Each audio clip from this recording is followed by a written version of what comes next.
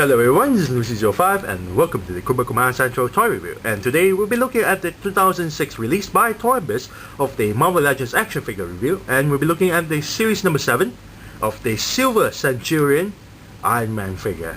So, I don't want to waste too much time on babbling because this guy has a lot to talk about. So, stay with me, stay tuned, we're going to continue on the review on the figure soon. And let's take a look at the figure.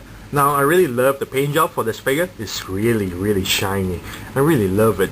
It makes it, well, just like how the comics he would appear.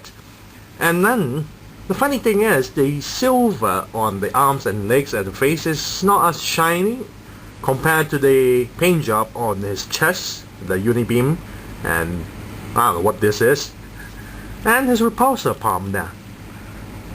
Well, okay, this one is a bit shiny. Now, the paint job is absolutely gorgeous. Well, okay, it's simple, but it's still gorgeous. However, the face, Tony Stark's face, there's no problem on his face. There's a tiny little eyes there that is sort of bluish black. Got a nice little eyebrow and the mustache, and the lips is not too pink. You know, he's a man. You don't need to have too pinkish lips. Now, the sculpt, I'm going to put this one side in the face mask. The sculpt is absolutely gorgeous. Now, if you compare to the first appearance Iron Man armor, and if you remove the face mask, it looks like the armor is actually wearing a face, rather than Tony Stark wearing an armor. Now, here, that's at the edge of the face itself. It gives you the kind of illusion that he's actually wearing, well, an armor, rather than the armor is wearing him. It's really nicely done on the edge itself because it's slanted inwards. As you can see, very nicely done. Love the sculpt. Now, the body. Let's take a look at the body. I always don't understand why back then, in the 60s, 70s, 80s, for Marvel Comics, Iron Man armor tend to have muscular abs. You know, it's kind of weird. But it's still good stuff. As you can see, it's quite detailed too. Nice little sculpt there. And painted with black lines. Very nicely done. Shoulder pad.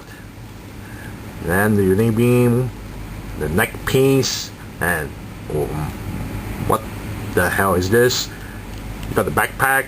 I really don't like the two pegs sticking out though. It looks kind of weird. You know, it doesn't look like just how he appeared in the comics. Of course, the arms and legs is rather dull looking, but the hands, beautiful stuff. The rivets, got the repulsor palm, more rivets, fingers, yes, fingers. Look at the fingers here. Yeah, here is much more better feel, I guess. Each of the fingers itself, there's lines to show that he actually can move the fingers and all that stuff. And there's no articulation on the fingers. Leg, lower leg here. Very nicely done. All the armor piece, bottom of the feet, and the crotch, very nicely done. Now, let's take a look at the articulation. Head can turn 360 degrees, but cannot pivot up and down, due to the neck here that hinders the articulation, and the torso also hindered the articulation because it cannot pivot up and down, and it can go side to side a little bit. I wouldn't even call it as an articulation. Waist, however, can go side to side, but just a little bit. Now, the shoulder is supported by these hinges, as you can see. And when you lift the shoulder blade, as you can see at the back here, there's nothing supporting the shoulder blade itself. So you have to be extra careful and not, you know, play too hard on this figure and then break it. That's what I'm not doing. Now, what I'm really disappointed is because of the shoulder itself is rather limited articulation. You can go backwards a bit, forward, can't turn 360 degrees. See, it's really tight. And then you can lift the arm a little bit. Really disappointing on the shoulders. A little bit. You got upper bicep that swivel 360 degrees, double jointed elbow.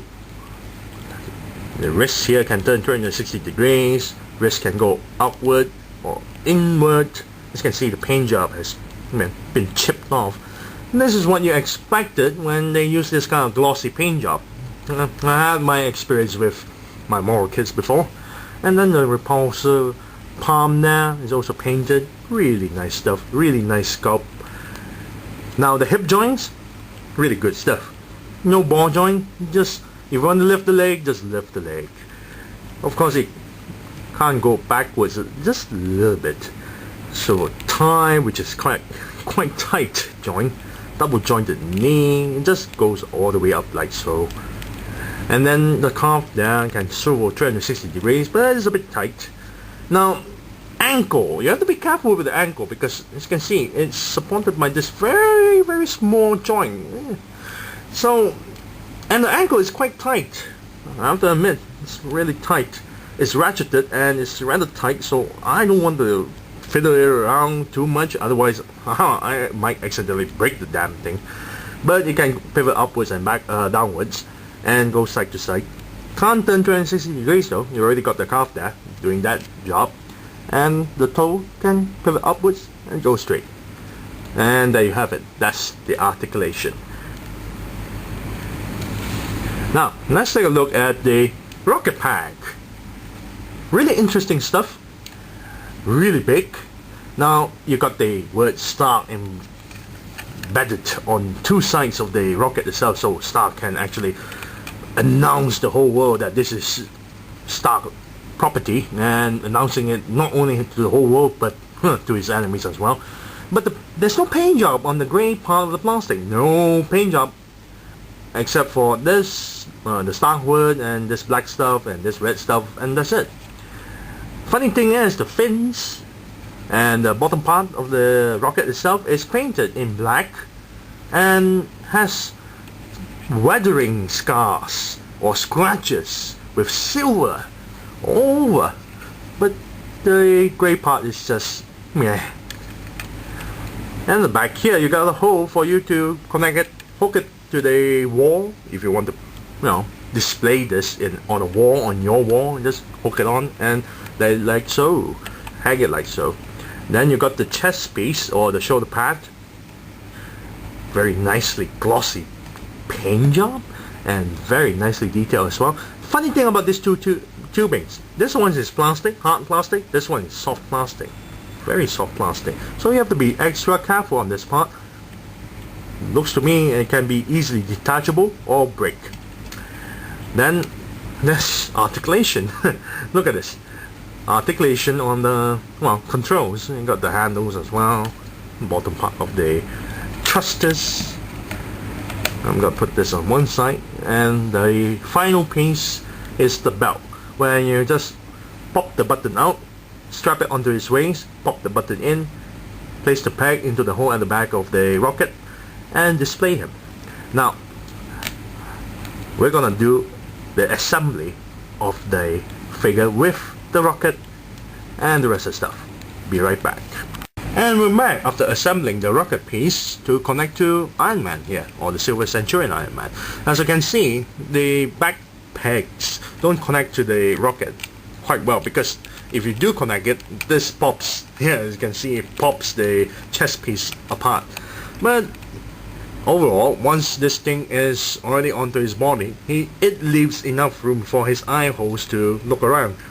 Now, he's already well assembled. Problem is, the rocket is so back heavy that he has to stand in this kind of angular position to stand.